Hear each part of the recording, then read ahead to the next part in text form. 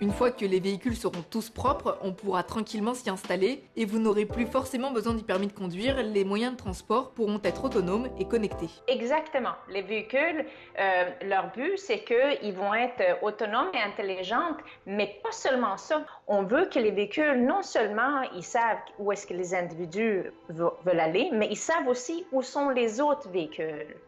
Et en sachant où sont les autres véhicules, on peut mieux atteindre ce qu'on veut comme objectif pour le système dans son ensemble. Et ce qu'on va voir dans le futur, c'est qu'on va réussir à mieux se déplacer. Les applications, là, ils sauront déjà où est-ce que vous voulez aller, par quels moyens, et ainsi de suite. Alors, pour vous occuper pendant le trajet, vous aurez le choix. Commencer à travailler en attendant d'arriver au bureau, lire le journal ou pourquoi pas regarder votre série préférée.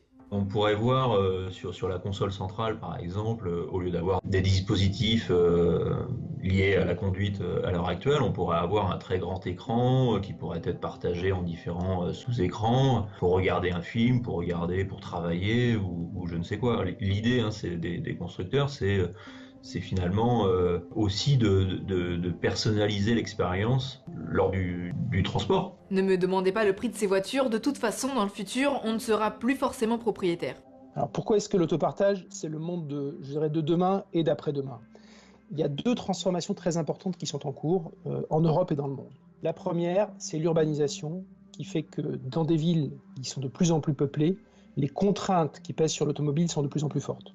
Donc il est de plus en plus compliqué de se garer, il faut absolument basculer sur des véhicules propres pour diminuer la pollution, et il faut absolument diminuer le nombre de voitures pour diminuer la congestion et rendre les villes plus agréables.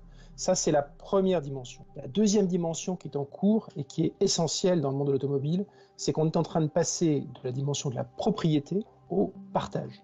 C'est-à-dire qu'en fait, c'est tout ce qu'on appelle la sharing economy qui est en train de se mettre en place aussi dans la mobilité. De plus en plus de gens, à commencer par les générations qui ont aujourd'hui entre 20 et 30 ans, préfèrent partager une voiture, partager aussi les contraintes, plutôt que de posséder eux-mêmes leur automobile. Et ça, c'est un changement radical qui est en train de se produire.